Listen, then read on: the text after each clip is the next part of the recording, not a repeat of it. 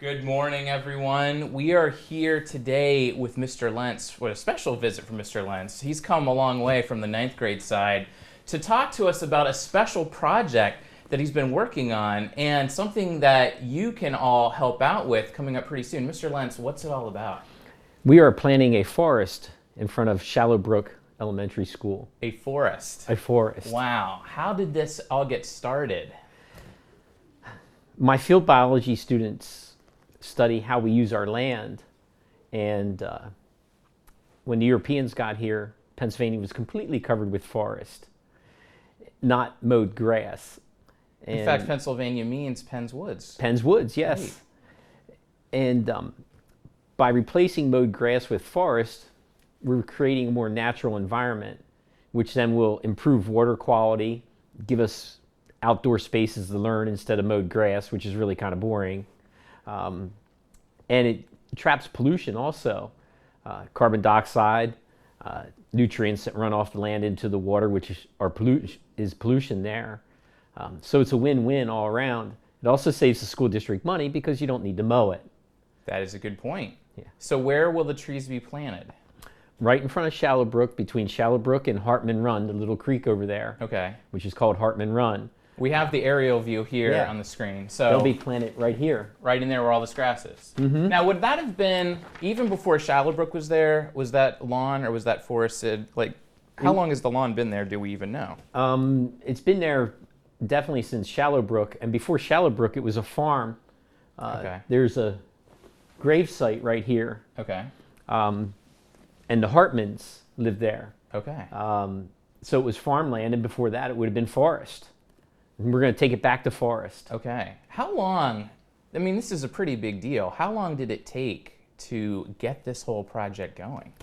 I came up with the idea probably 2 or 3 years ago, and I just kind of sat on it. Okay.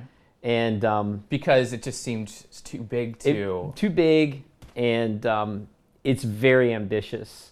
And I just decided to go to Dr. Seidel and Mr. Geller with some encouragement from Mrs. Bream, and I pitched the idea to them, and they were super excited. We're getting 2,000 trees. It's a super big project. How many different state agencies are involved at this point? The funding comes from DCNR. This is costing the school district nothing. It's fully funded, which grants are not normally like that. It's Right. very unusual. Yeah. The Alliance for the Chesapeake Bay was my mechanism to find the funding. And the volunteer help is from the Master Watershed Stewards through the Ag Extension of Penn State. Plus it's open for other people to volunteer, including students. If students want to get involved, what can they do to be part of this? I will have a sign-up sheet on Schoology. The planting day is October 26th. We start around 9 in the morning, and all they need to do is sign up and So that show we'll know up. how many people will be there. Yeah, I would expect that there's going to be more than 100 people there. Some local colleges are showing up with their environmental science clubs. It's a really big deal. Dignitaries from state government and local government will be there to kick off the project.